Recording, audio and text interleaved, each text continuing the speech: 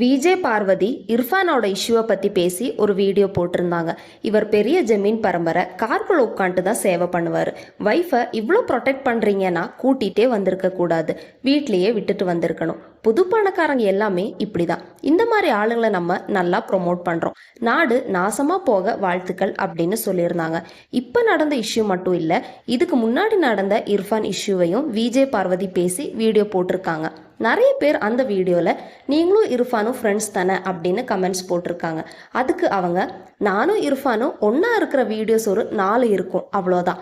அவருக்கும் எனக்கும் ஃப்ரெண்ட்ஷிப் எல்லாம் இல்லை. ஒர்க் அப்போ மீட் பண்ணுற ப்ரொஃபஷ்னல் ரிலேஷன்ஷிப் தவிர வேற எதுவும் இல்லை. சில பேர் பண்ணுறது உங்களுக்கு பிடிக்கலன்னா கருத்து வேறுபாடுகள் இருந்தால் அவங்கள விட்டு விலகி வந்துடுவேன். நான் அப்படி தான், கூடவே இருந்துட்டு சிங்சாங் போட மாட்டேன்.